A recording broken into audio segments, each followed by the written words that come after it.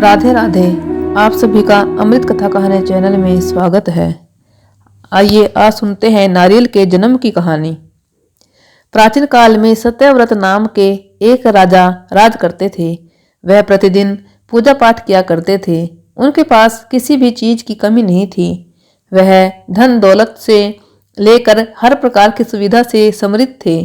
हालांकि इसके बावजूद भी राजा की एक अभिलाषा थी जिसे वह पूर्ण की चाह रखते थे। दरअसल राजा सत्यव्रत को किसी प्रकार से स्वर्गलोक जाने की इच्छा थी।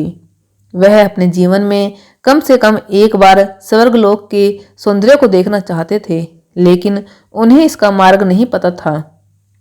इधर दूसरी तरफ ऋषि विश्वामित्र अपनी तपस्या के लिए घर से बाहर निकले। चलते चलते वह अपनी कुटिया से काफी आगे चले गए थे। काफी समय बीत गया लेकिन वह नहीं लौटे। इस कारण उनका परिवार भूख और प्यास से तड़प रहा था। राजा सत्यव्रत को जब यह पता चला तो उन्हें ऋषि विश्वामित्र के परिवार के पालन पोषण की जिम्मेदारी ले ली। कुछ समय बाद जब मुनिवर लौटे तो वे अपने परिवार को कुशल देख काफी प्रसन्न हुए। उन्होंने पूछा कि उनकी अनुपस्थिति में किसने उनकी देखभाल की। इस पर ऋषि के परिवार वालों ने बताया कि राजा ने उनके पालन पोषण की जिम्मेदारी उठाई थी। यह सुनकर ऋषि विश्वामित्र तुरंत राजमहल पहुंचे और राजा से मुलाकात की।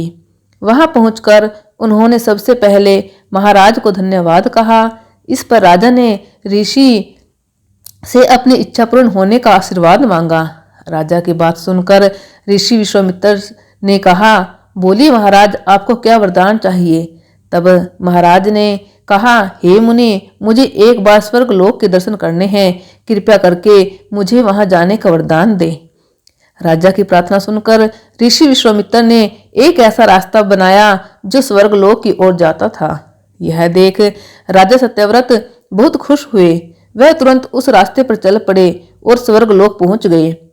यहाँ पहुंचते ही इंद्रदेव ने उन्हें नीचे धक्का दे दिया, जिसके कारण वो सीधे धरती पर जा गिरे।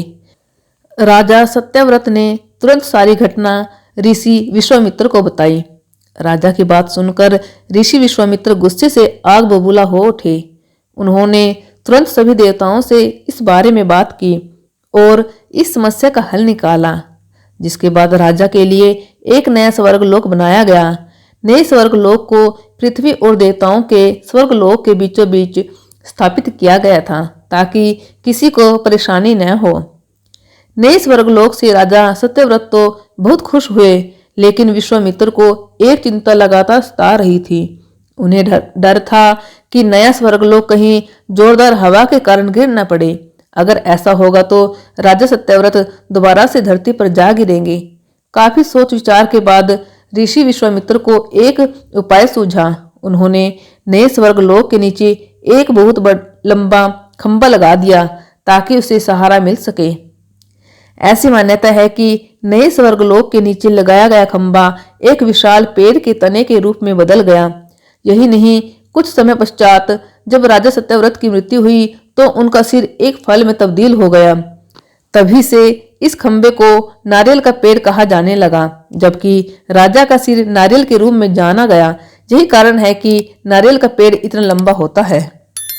इस कहानी से हमें यह सीख मिलती है कि अगर सच्चे मन से किसी की मदद करें तो हमारी हर ख्वाहिश पूरी हो सकती है।